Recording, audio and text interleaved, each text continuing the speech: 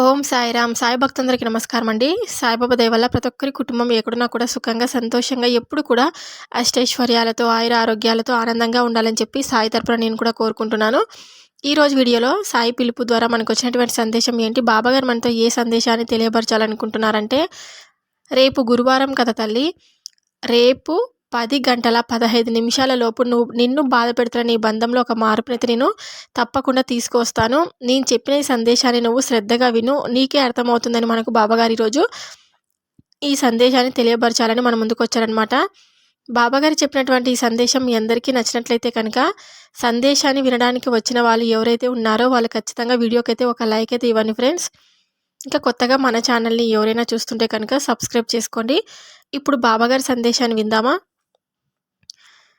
తల్లి, నీ జీవితంలో ఖచ్చితంగా రేపటి నుంచి ఒక అత్యంత సంతోషకరమైన రోజుగా మారుతుంది.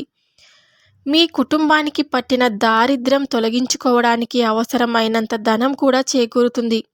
తద్వారా మీ జీవితం ఒక మంచి స్థాయికైతే చేరబోతుంది.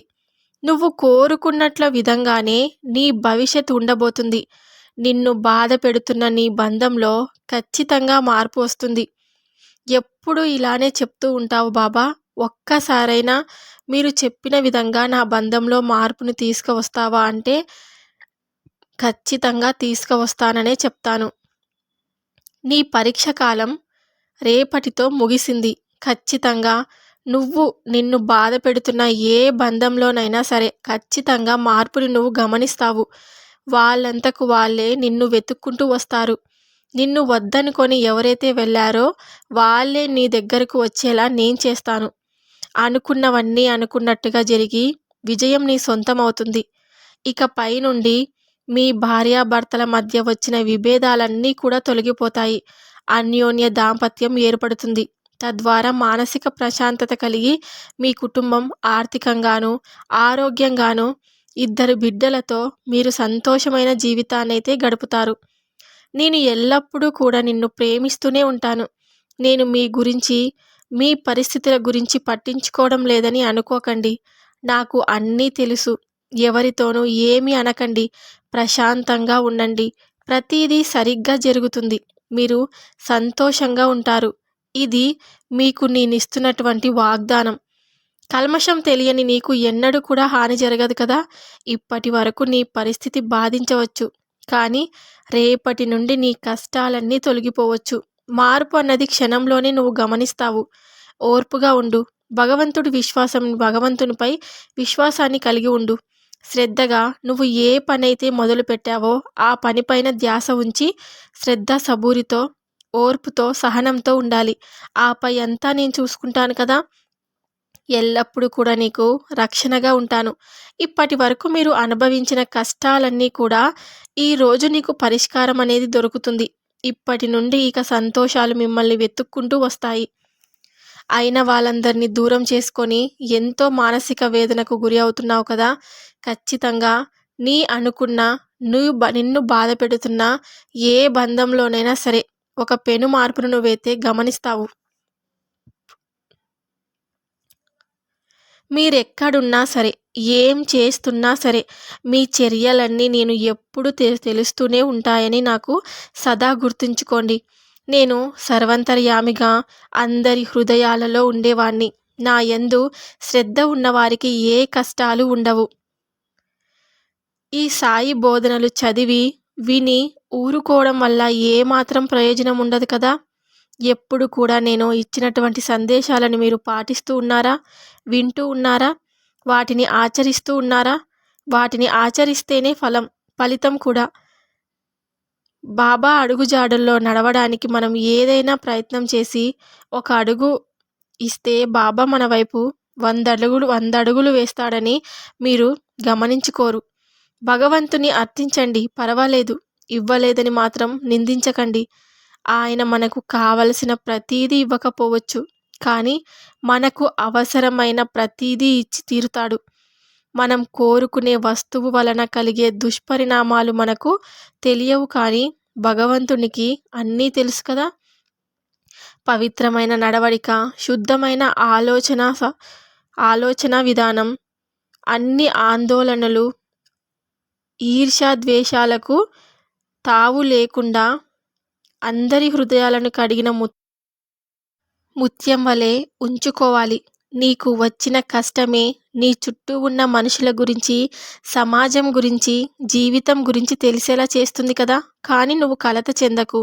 నిన్ను మోసం చేశారని బాధపడకు. నువ్వు అనుకున్న నీ బంధంలో ఎప్పుడు కూడా నేను అనుకొని మోసపోతున్నానని దిగులు చెందకు.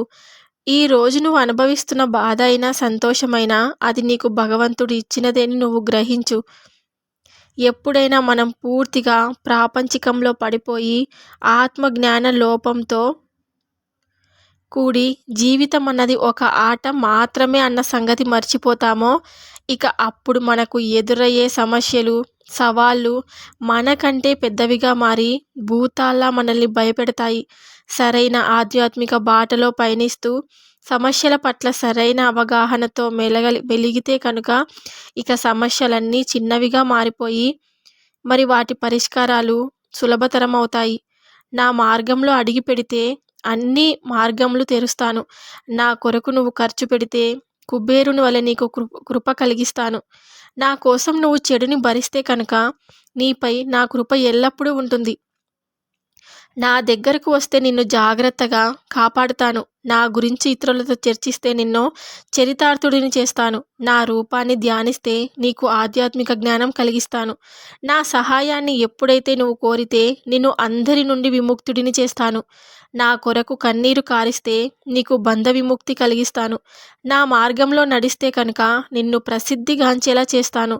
నువ్వు నా నామ సంకీర్తన చేస్తే ఈ ప్రపంచం మరిచేలా చేస్తాను. నువ్వు నా వాడివి అయితే అందరూ నీవారు అయ్యేలా చూస్తాను. నేనెప్పుడూ కూడా పైకం రూపంలోనే దక్షిణ కోరుతానని ఎప్పటికీ అనుకోకండి. మీలోని మంచి చెడు లక్షణాలను కూడా నేను ఒక్కొక్కసారి దక్షిణగా కోరుతుంటాను. నేను ఎన్నోసార్లు చెప్పాను, మీ మంచి చెడులను మాత్రమే నేను గమనిస్తూ ఉంటాను. మీరు మంచి పనులు చేస్తున్నప్పుడు మాత్రమే చూస్తుంటానని మాత్రం అనుకోకండి. చెడు పనులు చేస్తూ ఉన్నప్పుడు కూడా మిమ్మల్ని నేను గమనిస్తూనే ఉంటాను. మీలోని ఈ లక్షణాలను నాకు దక్షిణగా సమర్పించండి. ఆశలు లేని జీవితం, నిర్భయత్వం, నిత్య కృషితో జీవించడం, అందరిపై ప్రేమతో ఉండడం, జ్ఞానము, ఏకాగ్రత, కర్తవ్యం, సదా ప్రసన్నంగా ఉండటం, ధైర్యం, సర్వభూత దయ, ఉత్తమ బుద్ధి, సంతుష్టి, మృదుత్వం, మృదుభాషణం, ఈ లక్షణాలను పెంచుకోండి. వాటిలో కొంత నాకు దక్షిణగా సమర్పించండి. నేను అడిగే 2 రూపాయల దక్షిణ నువ్వు అనుకుంటున్న ఈ రూపాయలు కాదు. ఒకటి నిష్ఠ, అనన్యమైన నమ్మకం. రెండవది సబూరి, సంతోషంతో కూడిన ఓర్మి. ఈ 2 నేను దక్షిణగా అడుగుతూ ఉంటాను. పవిత్ర హృదయంతో ధ్యానం చేయగలిగితే మన హృదయాలలో జ్ఞానజ్యోతిగా కొలువై ఉన్న పరమాత్మకు మరొక రూపమైన అంతరాత్మను చూడటం సాధ్యం. దీనినే ఆత్మ సాక్షాత్కారం లేదా స్వస్వరూప దర్శనం అని కూడా అంటారు. పరమాత్మ అంటే ఏదో గుడిలో రాయి అనుకుంటున్నారేమో. పరమాత్మ అంటే అన్ని కాలాలలో ఉన్నవాడు, అంతటా వ్యాపించి ఉన్నవాడు, మన హృదయాలలో కూడా సజీవంగా ఉన్నవాడే ఆయననే పరమాత్మ. నువ్వు కావాలనుకున్నప్పుడు ఏది కూడా రాదు కదా. నీకు రావాలని రాసి పెట్టింది ఏది ఆగదు. రాలేదని ఎప్పటికీ నువ్వు బాధపడకు. వచ్చిందని విర్రవీగి సంతోషపడపోకూడదు. రాకపోకలని నీ కర్మలో ఒక భాగమే కానీ ఏది శాశ్వతం కాదు. అది నీ పుట్టుకతో సహా. మన పుట్టుకనే మనకు శాశ్వతం కాదన్నప్పుడు ఇవన్నీ ఎలా శాశ్వతం అవుతాయి చెప్పండి? ఎప్పుడు ఉంటామో ఎప్పుడు పోతామో మనకే తెలియని కాలం ఇది. అలాంటప్పుడు చిన్న చిన్న విషయాలకే గొడవలు పడుతూ మనల్ని ఎంతో ఇష్టమైన బంధాలను ఒక గొడవ వలె మనం దూరం చేసుకుంటున్నామంటే అసలు మనం ఆలోచించవలసిన విషయం. నా బిడ్డలారా, మీరు ఆందోళన చెందకండి.